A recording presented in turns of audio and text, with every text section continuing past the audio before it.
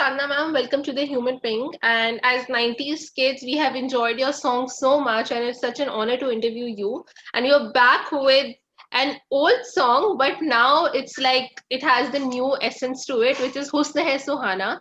So I really want to know that what was your first reaction when this song came back to you? Because a lot of times remixes are being sung by other singers, and most of the times audiences get really disappointed and they end up comparing with the old one. But this is a refreshing remix because the essence of the song has been maintained. So what was your Yeah. reaction? I was very pleasantly surprised as I never imagined that Coolie #1 would be remade. So when I was informed that this was happening, I was very happy because I felt that this song will get a second lease of life. Otherwise, generally, it stops, it ends with that generation.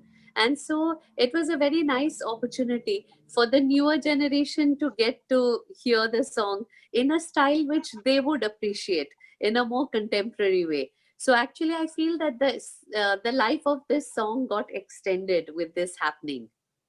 Right. If I'm not wrong, you're the only one, like out of the two of the singers who had to re-record your song in a way, and the Yeah. vocals were so. How did the recording go? How was it? So recording actually went very well. To be honest, they wouldn't have needed us to re-record again because the makers wanted, the same old world charm of the vocals to stay. So actually, what changed in the whole track was the music track. That was made very upbeat and dancey, and with the current trends and vibes. So that was the intent, but the vocals and words, that was supposed to be all the same, just like the original. Unfortunately, in my part of the track, in the opening, in the beginning mukhra, there was some sort of disturbance, so they needed to get that part redone. So I just had to go and record the entire beginning mukhra, but for me too, the antras were the same old ones, and Abhijit ji's, his vocals were the same, the earlier ones. I see. I speak to a lot of singers. I have interviewed a lot of new singers, and they always complain about how, they don't know whether their voice will be selected or not because 8, 9 singers are made to sing the same song, and they are not even paid if they are not selected. And even if they are paid, it's in peanuts. They usually earn through concerts and all. So, what was it like in the 90s? How different was the zeitgeist? Yeah, so thankfully in the 90s, this was certainly not the way things were done. And I mean, sure, all these instances have been there, and I'm sure that all the singers at some point or the other would have experienced that, that the song that they've recorded hasn't been retained in their voice. I'm sure everybody's been through it, but that was much more of a rare, a once in a while sort of thing. Not with the way that when you go to record it itself, you're not sure whether it's going to be in your voice, or that you're aware that another 10 singers could be singing the same thing. So I feel that this is very disheartening, because after all, each singer, when they put in their effort for every creation, one gets so involved and so attached, and so it's quite heartbreaking if it doesn't get retained in one's voice. So I feel this is a very, quite really a sorry state of affairs uh, for any artistic endeavor to have to go through this and then consistently. So I feel this is really a sad scenario. Absolutely. So my next question would be then what were the struggles like for the 90s singers because the social media was not there. The media also focused more on the actors than singers and the whole ball game was pretty different that time. What were your struggles personally as a singer in the 90s? Yeah. So actually, that's a great question because each era has its own kind of struggles, and at that point, the singers were just very few. So I mean, you could probably count all the female singers on your fingers of your hands. And unlike today, where you have singers in thousands, if not more, such huge volumes. So at that point, to just get a break would have been probably the hardest thing. Because, firstly, unless you belonged to a film family, or unless you had a parent or some mentor who was really in Bollywood music, it was really very hard to even know how to go about things, what to do, who to approach. So, whereas today I feel a lot of youngsters, as you said, thanks to social media, YouTube, everybody is so savvy from a very young age. And all these things are spoken about so much that you just start looking on YouTube, and you so many videos, indirectly they can fill in all the gaps for you of where what is going wrong, what needs to be done, which unfortunately at that time, if you didn't have some strong support, it was very, very hard to just think you could just go and figure it out yourself. So I think that that was one of the biggest struggles. Again, at that time, there was more of typecasting, in the sense that, you had to sound a certain way to be able to sing for Bollywood movies. Unlike today, where each voice is really appreciated for its uniqueness. So at when I was starting in Bollywood, at that time you really had to have a very specific style. So I would remember that most of the female singers would try to sing like Lata Mangeshkar, Asa Bhosle ji. It would be for the females, that would be the pressure to sound like them. And for the males, it would be Kishore Kumar, Mohammed Rafi, and somewhere everybody of the 90s has felt that expectation that you had to somewhat sound, as if you belong to that genre. So the singers who were quite Western or quite different, they had it. Like I remember Kunal Ganjawala, he had a very unique kind of style of singing. But I think it took him the longest time to get a good break, because he had his own unique way. So then, he really spent his time singing a lot of jingles, because you have to do something initially. So these were, I think, some of the, when I just look back, I think these were probably some of the challenges which discouraged, you're trying to be unique, trying to just be yourself. So each singer had to force themselves, if they wanted to sing mainstream Bollywood, then they had to, sort of conform and be part of that expectation. You also have to change your style of singing, or you were blessed with that kind of a voice. I mean, to be honest, I was definitely blessed with the kind of voice which it was not too hard to get it to fit into the Bollywood, kind of expectations. But in that, what happens is sometimes you tend to miss out on your own uniqueness. Otherwise, if you really just develop that, one would have probably developed a more unique kind of sound. But because it was the time where having that familiar sound was much more appreciated, that one in fact tried to make efforts to fit into that expectation. So that I feel was a little unfortunate. And in a way, today I really appreciate that each singer gets an opportunity to really grow in the way that they are meant to grow, what comes most naturally to them. And they're appreciated for that. Unfortunately, at back in the day, that wasn't the case. So I just interviewed Sachin Jigar like a few days ago, and they told yeah, us that, I asked it, what's the process of musicians, like, how do they select singers for the songs? So they were like, "Hey, it's yeah, not always our choice. Sometimes, if there is like a music company, so they have their singers. So they will push their singers, yeah. and you have to find a common ground. It can get difficult at times. Did it ever happen with you, like just because of an actor or an actress, or like a producer, they pushed out their favorites and you had to leave your job? Yeah, I mean, that happens all. So it is a industry where there's so many equations to take care of. So it has happened with me, and to be honest, I'm sure it's happened with each and every person. It's just the nature of the business, and there isn't really necessarily always one person taking all the decisions. So there's an involvement of so many different elements that such situations happen. They happen more often than we think. So it's all just kind of part of the way the industry works. I see. You have mostly worked with Anu Malik and Anand Milan, like you most of Actually, your. mainly, yeah. So mainly with Anand Milind. Actually, they are the ones that I've mainly worked with. Actually, I worked quite a lot even with Bappi Lahiri ji. Ji. But that was, later on in his later part of his career. So unfortunately, those songs were not for very big budget movies. Otherwise, I've done some nice songs for him too.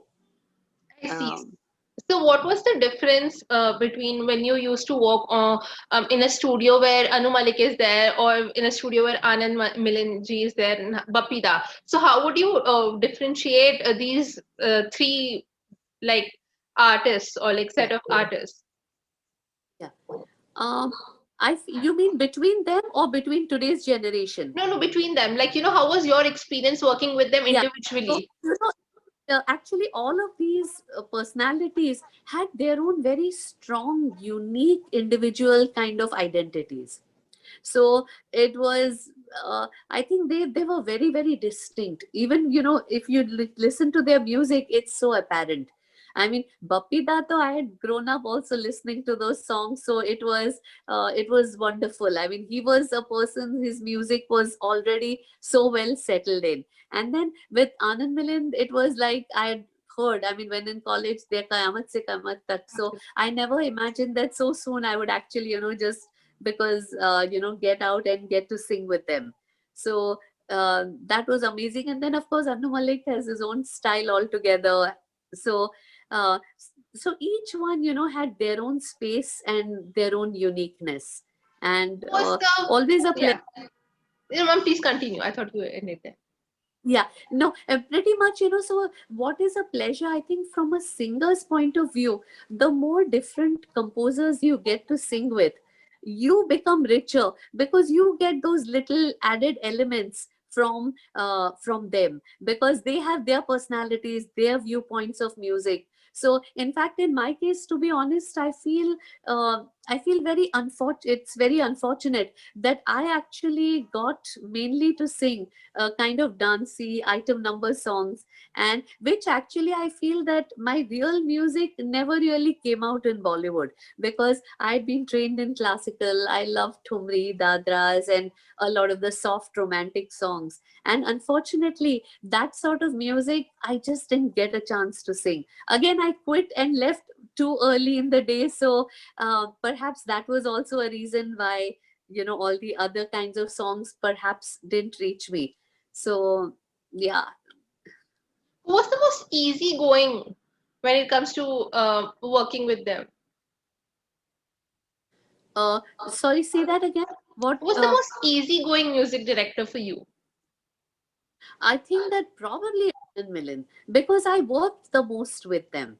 So, that level, to be honest, even Bapida, I worked quite a lot with him. And I feel that they both, I can say for sure, that, really just relaxing the artist, being really warm and a very, very easygoing and, kind of motivating kind of atmosphere, which is really all that is needed.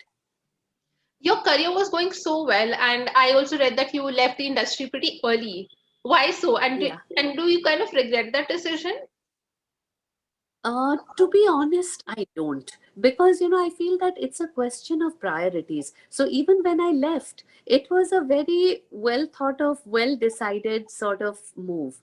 Because I really felt that, in life, there are different stages, and you have to do justice to those stages if you feel confident in what your expectations of life are.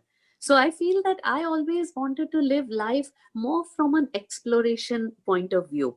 So I had begun my career in classical music, then got to playback singing. And to be honest, I paint also, oil painting. And I'm a pretty serious painter. So not just, like casual, I paint really seriously throughout. So I always felt that when I came to Bollywood, people would keep asking me questions like, आप हो क्या? आप classical singer हो? आप Bollywood singer हो? या आप painter हो?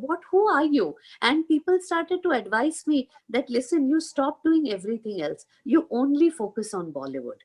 And so for a while, I started to do that, and I started to feel very empty inside. I felt that this is not what I really want out of life, to be only one dimensional when my interests are so varied. I mean, they all belong to artistic aspects, but they are varied, they are different expressions. So I think somewhere the urge was to be true to who I am. And also my priorities involved having a really, good sort of family life. And I feel that for that, to give that time, when you're raising your kids, when you're establishing a new relationship, you're married, it's really important to give it that kind of commitment, that kind of investment. So regarding that, there are no regrets, because it was completely a decision I took, because I wanted to do it that way. So actually, the main issue started after moving to the US, where I really wondered that what do I do with my life now, because the decision had been taken. And at that time, I also didn't have to think or plan too much, because in the first month of coming to the US, wherever I would go and people would know that, okay, I've sung these songs, everyone would just come up to me and say that, oh, please, can you teach us music? So actually, the role of teacher or guru literally just walked itself to me. And that became something very interesting, mainly because it kept me connected to music in a very strong way. Otherwise, had I just left everything, it would have been heartbreaking and pointless. It would have been such a waste of all the earlier effort. So because of doing this, I not just actually stayed with music, but I got a chance to go back to my first love of classical music, where I really started to train and work on myself much more seriously, and sing the kinds of things I like singing: tumris, dadras, ghazals, together with classical. So actually, all these things came together. I started painting. So a bunch of different things happened. And then out of the blue, when the whole Kuli #1 song came, it just felt like the right time to sort of again explore Bollywood music. So it's been a very interesting ride. Absolutely. These days we all talk about women supporting women, women uplifting women, and even in the media, you can see like actresses are supporting other actresses, and so on and so forth. Um, in the 90s, were women supportive of women in the industry? I wouldn't say that they were not supportive. And today, when we say supportive, I feel people are supportive in general. But, it's not like somebody is going to take their own song and give it to someone, that I'm supporting you, you're new, so you take my song, I won't sing it. So, in that sort of support, I don't think we should expect that at any given time. And neither does it work like that. I mean, people are selected selectively.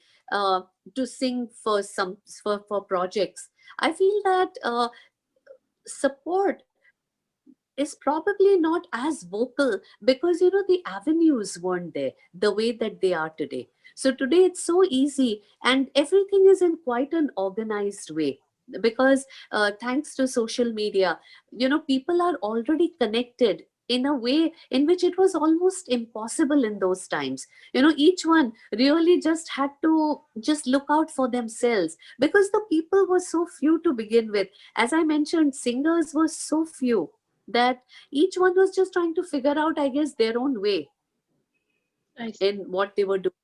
And and then the few that were mainly singing, they were just singing all the time. So it was not like today that you get once in a while a Bollywood song. The singers of the 90s, also the mainstream singers, they were singing all the time. So I think it was really just a different time. I wouldn't say that anyone was extra supportive or not wanting to be supportive, but I just feel that they want the kind of platforms that are available today to really just be able to extend support, or easily get involved into causes. The way, today it's really very easy, and these things reach you, you don't even have to reach them, where Yes. you're really able to connect and show your support and extend in that way. I think these things really just weren't easy at that time. Absolutely. And my last question would be, I'll take you back in time. and I want you to tell us and just relive the moment where when you got the first break in Bollywood and how did that happen? Yeah. So this is always one of the precious questions. So actually, I got the break in a way that it was not decided that I was going to get a break for this song. Actually, it was with Husn Hain Suhana, so that's why it's even more special. I was actually recording in a small studio for some basic recordings, not no film songs, and I got a call from Tips Music that a big film that they were producing was required a singer because the main singer couldn't be there, and if I could just go there and just dub the song. So I went there with no expectations, not thinking that it was going to be retained in my voice. And after going there and recording, I was pleasantly informed that they had liked the recording and they were not going to redub it, they were going to retain it in my voice. So this was one of those, very unexpected kind of surprises And that I. how did your friends around you change their behavior towards you, because now you were like the star and like the song became such a huge hit. It's still a hit even when it was not remade. If you will go on YouTube, you will see comments on that, on the old version every day. So was it like, hey, this is my song? I mean, so many such incidents happen. So many, because I think that it happens with everyone, that the first time is always very precious because you're just not prepared for this. You have never heard your own voice blast from speakers and this kind of thing. I still remember after the Kuli number one song, the first time I really heard it outside with people was I was traveling from Bombay to Pune on Mumbai to Pune, and the Lonavala, there's this stop where there's a breakfast place, so you stop. And I'd had my chai, and I was just stepping out to get back into the car. And at that time, from one of these chai bidi walas, they were smoking and pan and bidi walas. They loudly, either some radio was playing, and suddenly I stopped because I heard my voice of this song come. And I think that is the most precious moment, because till then I'd never really heard the sound of my voice from the speakers. And I still remember, and everybody was grooving and liking the song. And I was like, okay, wow, it was just a very special moment of just feeling that okay, your song plays like that. Regarding my friends, they were actually very grounded and very down to earth. So they were like, "Ha ha, theek hai." So uh, there was not too much, but there was another incident, like strange, things from people. Like the guy who would do our laundry, the dyers, dry cleaners, and these people. So when my father had given my clothes, so he was like, "नहीं, दीदी के कपड़े आज से हम पैसे नहीं लेंगे." So Okay. this was. I think those guys had seen me from younger, so the love was so much that they felt that this is something special. And from that time, that guy just refuses to take money. So it's just some precious moments of how people show their love. That's such a lovely, anecdote to end this interview with. Thank you so much for talking to us, ma'am, and we hope to hear more of your songs in the future. And we want great music back. Thank you. Thank you so much. Really, really been a pleasure. Thank you so much. Thank you, ma'am. Have a nice day. You too. Thanks. Bye. Bye bye.